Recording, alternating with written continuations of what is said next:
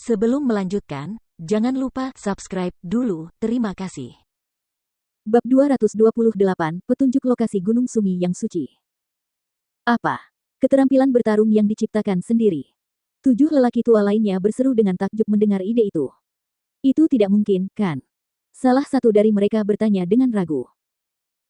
Sejauh pengetahuan mereka, setiap keterampilan bertarung merupakan hasil warisan dari zaman dahulu kala. Setiap keterampilan bertarung yang mereka ketahui saat ini merupakan hasil karya umat manusia zaman dahulu, sedangkan keterampilan bertarung tingkat surga yang legendaris merupakan hasil karya suku dewa kuno. Akan tetapi, keterampilan bertarung legendaris menjadi harta karun yang hilang seiring berjalannya waktu, yang tersisa hanyalah keterampilan bertarung peringkat surga tingkat tinggi sebagai tingkat tertinggi yang tersedia, meskipun keterampilan tersebut langka. Benar sekali, Pak Tua Lau. Sepertinya anak ini tidak tahu cara menciptakan keterampilan bertarung, itu adalah suatu prestasi yang bahkan lebih sulit daripada menerobos ke alam dewa.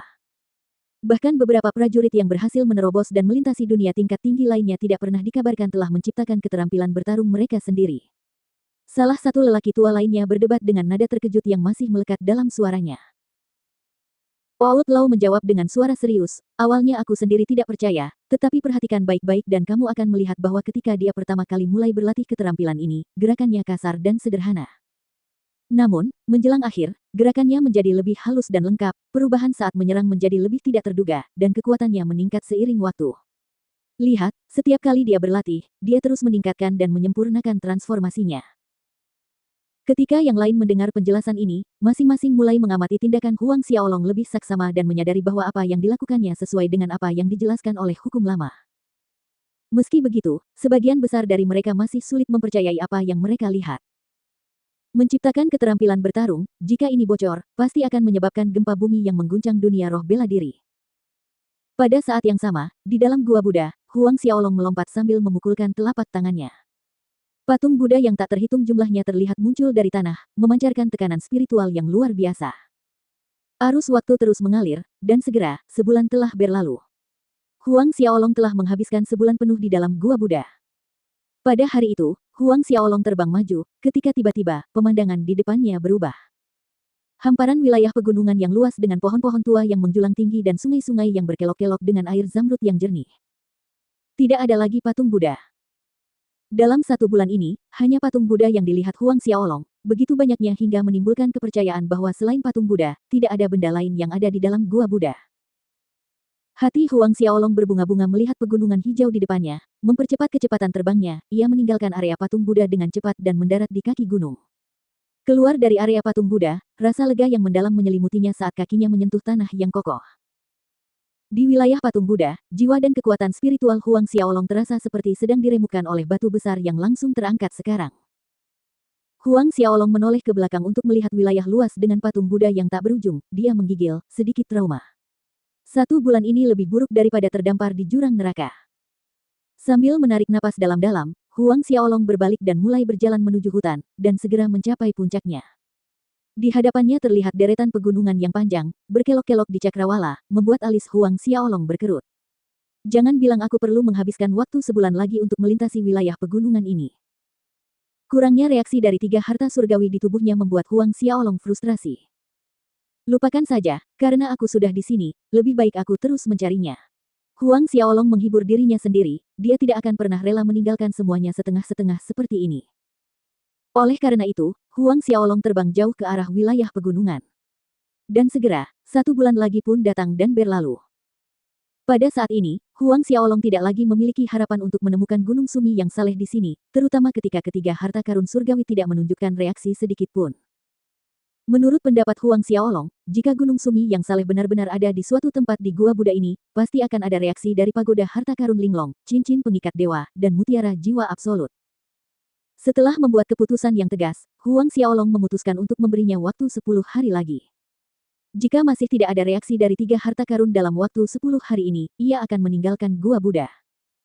Dia akan memikirkan cara lain yang tidak memerlukan Gunung Sumi yang saleh.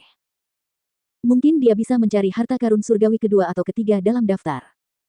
Selain itu, gurunya Ren Wokuang meninggalkan harta karun yang berharga untuknya di markas besar gerbang Asura, sesuatu yang akan membantu dalam kultivasi taktik Asuranya.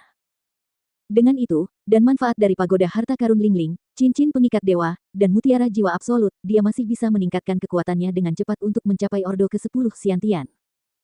3 hari berlalu dengan cepat, bagaikan butiran pasir yang merembes ke sela-sela jari. Pada hari ini, Huang Xiaolong berhenti di tepi sungai di kaki bukit. Tepat saat ia ingin mandi, cahaya keemasan berkelap-kelip dari dasar sungai. Meskipun hanya sesaat, Huang Xiaolong melihatnya sekilas. Tindakannya terhenti dan ia melepaskan indera spiritualnya, mengarahkannya ke dasar sungai, tetapi indera spiritualnya menemui hambatan di tepi sungai. Penasaran, Huang Xiaolong berdiri. Setelah ragu-ragu sejenak, ia melompat, membuka jalan menuju ke bawah dan berjalan menuju dasar sungai. Di sungai, Huang Xiaolong menyelam lebih dalam. Dari permukaan, sungai itu tidak tampak lebar.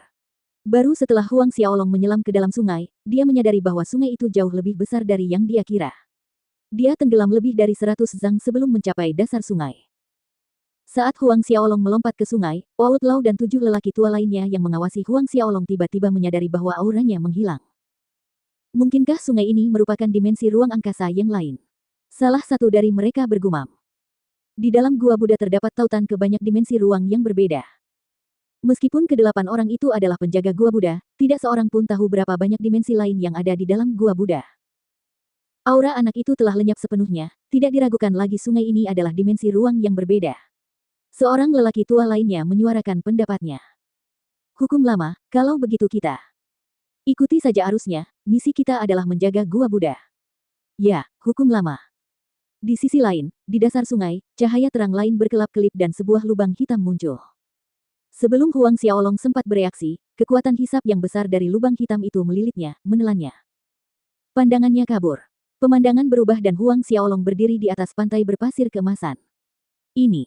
Di depan Huang Xiaolong ada lautan berwarna emas, dengan ombak lembut yang mengambang di pantai berpasir keemasan. Ada sebuah perahu kecil yang mengapung di laut, dengan seorang lelaki tua berusia 70-an memegang tongkat pancing. Di tempat yang tampak seperti pusat lautan keemasan ini terdapat sebuah gunung keemasan. Lingkungan sekitar sangat sunyi. Melihat pemandangan ini, Huang Xiaolong tercengang. Anak muda, selamat datang di Laut Penderitaan. Sementara Huang Xiaolong tercengang dengan perubahan mendadak di sekelilingnya, lelaki tua di atas perahu itu berbicara. Laut Penderitaan. Huang Xiaolong menatap hamparan laut keemasan yang luas. Orang tua itu mengangkat kepalanya, memperlihatkan janggut putih panjang yang berkibar tertiup angin sepoi-sepoi saat dia tersenyum pada Huang Xiaolong. Sudah 60.000 tahun akhirnya, seseorang memasuki ruang laut penderitaan ini setelah 60.000 tahun yang panjang. 60.000 tahun. Huang Xiaolong terkejut. Orang tua ini bermaksud mengatakan bahwa dia tinggal di ruang laut penderitaan ini selama lebih dari 60.000 tahun. Bukankah itu berarti orang tua ini telah hidup lebih dari 60.000 tahun? Konsep apa itu? Bahkan seorang ahli alam suci pun tidak dapat hidup selama itu. Mungkinkah orang tua ini, Huang Xiaolong menghirup udara dingin? Anak muda, kamu memasuki gua Buddha untuk Gunung Sumi yang suci, kan? Orang tua itu melanjutkan dengan langkahnya sendiri. Huang Xiaolong terkejut dan waspada pada saat yang sama. Bagaimana orang tua ini tahu? Ya. Beberapa detik kemudian, Huang Xiaolong menenangkan diri dan mengakui tujuannya. Orang tua itu terkekeh, tidak buruk, setidaknya kau jujur. Kalau begitu, aku akan memberitahumu. Ya, Gunung Sumi yang saleh memang ada di dalam gua Buddha. Gunung Sumi yang saleh berada di dalam gua Buddha.